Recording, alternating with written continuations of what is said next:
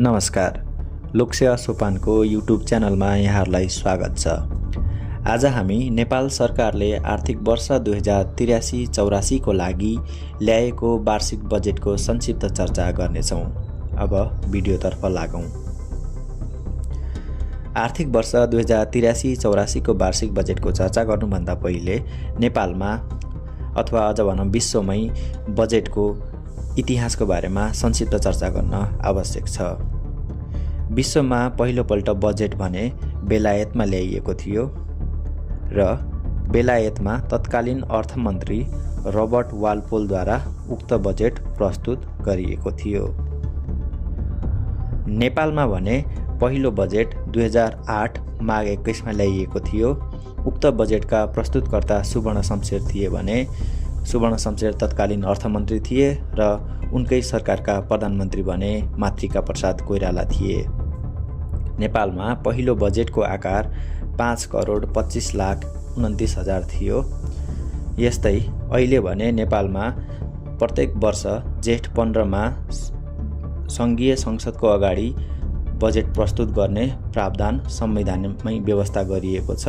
उक्त व्यवस्था संविधानको धारा 19 को उपधारा 3 धारा 19 को उपधारा 3 मा जेठ 15 मा बजेट प्रस्तुत गर्ने व्यवस्था राखिएको छ।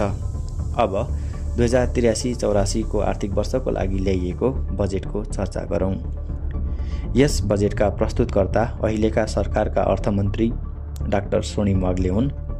उनले मिति 2083 जेठ 15 गते सङ्घीय संसदका दुवै सदन राष्ट्रिय सभा र प्रतिनिधि सभा समक्ष बजेट प्रस्तुत गरेका थिए र यस आर्थिक वर्ष 83-84 को लागि ल्याइएको कुल बजेटको आकार 29 खर्ब 24 अर्ब 34 करोडको रहेको छ।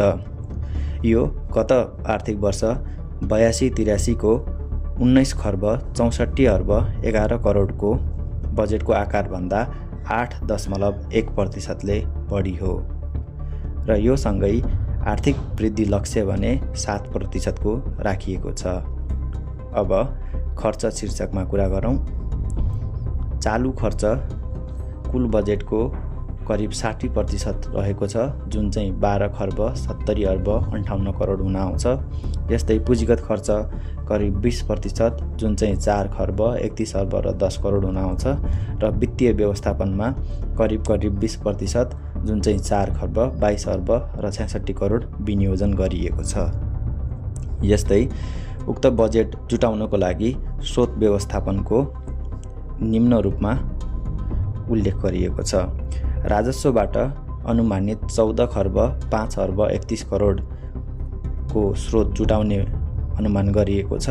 यस्तै त्यसपछि दोस्रो बढी उठाउने भनेको आन्तरिक ऋणबाट 4 खर्ब 10 अर्ब, यस्तै वैदेशिक ऋणबाट 2 खर्ब 47 अर्ब 28 करोड र वैदेशिक अनुदानबाट 61 अर्ब 74 करोड स्रोत व्यवस्थापन गर्ने अनुमान गरिएको छ। यसरी राजस्वबाट सबैभन्दा बढी स्रोत जुटाउने लक्ष्य सरकारले राखेको छ। अब महत्त्वपूर्ण विषयवस्तुमा प्रवेश गर्दैछौँ। यो रहेको छ आर्थिक वर्ष 2083-84 को बजेटका मुख्य व्यवस्थाहरू। यसमध्ये पहिलो रहेको छ कर प्रणालीमा हेरफेर र सुधार। यस सम्बन्धी सरकारले आयकर अथवा इन्कम ट्याक्समा ठुलै उथलपुथल ल्याएको छ। यसभन्दा अगाडिको आर्थिक वर्ष 2082-83 सम्मको बजेटमा आयकरको जुन 1% आयकर लाग्ने गर्थ्यो त्यसको लिमिट 5 लाख वार्षिक आम्दानीसम्म रहेको थियो। अब भने त्यो वार्षिक आम्दानीलाई दोब्बर पारेर अहिले 2083-84 को बजेटमा 1% कर लाग्ने वार्षिक आम्दानीलाई पहिला 5 लाखसम्मको लिमिट थियो, त्यसलाई चाहिँ अब दोब्बर पारेर रु 10 लाख बनाइएको छ। यस्तै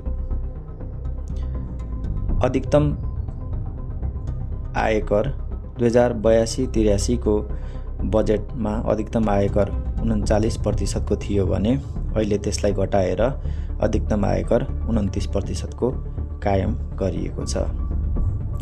यस्तै क्यापिटल गेन ट्याक्स अथवा लाभ कर, यो भनेको के हो त्यसको बारेमा बुझौँ।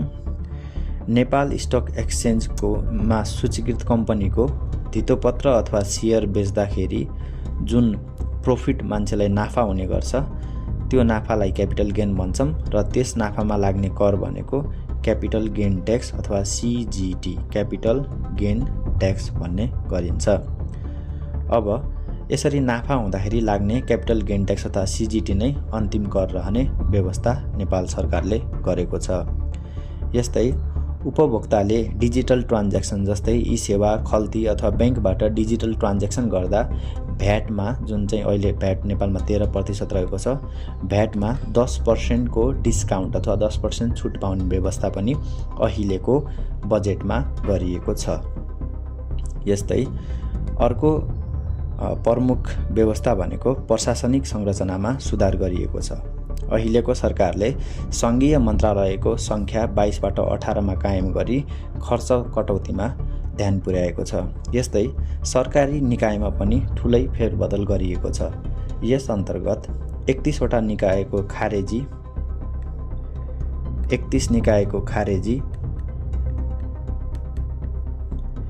6 निकायको मर्जर, 6 निकायको हस्तान्तरण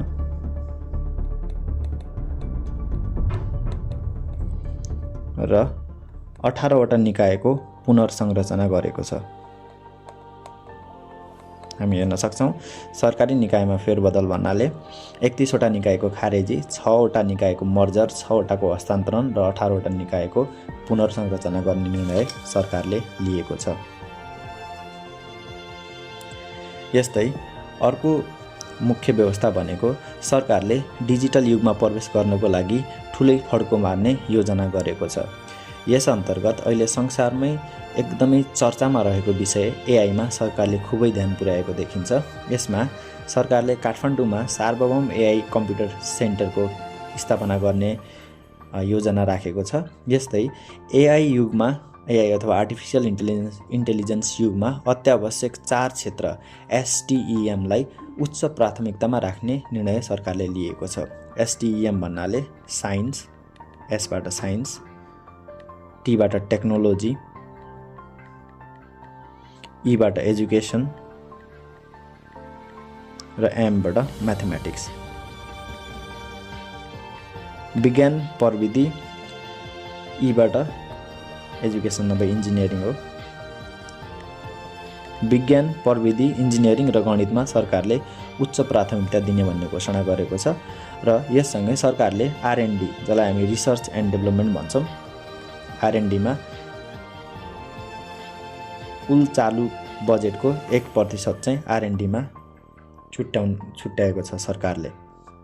यस्तै अर्को नेपालमा एकदमै ठुलो सम्भावना रहेको आर्थिक विकासको लागि एकदमै ठुलो सम्भावना रहेको पर्यटन क्षेत्रमा पनि सरकारले राम्रै ध्यान पुर्याएको देखिन्छ। यस अन्तर्गत सरकारले वर्ष 2085 लाई भिजिट नेपाल वर्षको रूपमा मनाउने निर्णय गरेको छ र नेपाललाई आरोग्य पर्यटन, जसलाई हेल्थ टुरिज्म भनिन्छ, आरोग्य पर्यटनको गन्तव्यको रूपमा ब्रान्डिङ गरिने निर्णय पनि सरकारले लिएको छ र नेपाललाई युरोपियन युनियनको एयर सेफ्टी लिस्टको कालो सूचीबाट हटाउन आवश्यक पहल गरिने निर्णय पनि सरकारले गरेको छ। एकचोटि फेरि रिपिट गरौँ मुख्य व्यवस्थाहरू।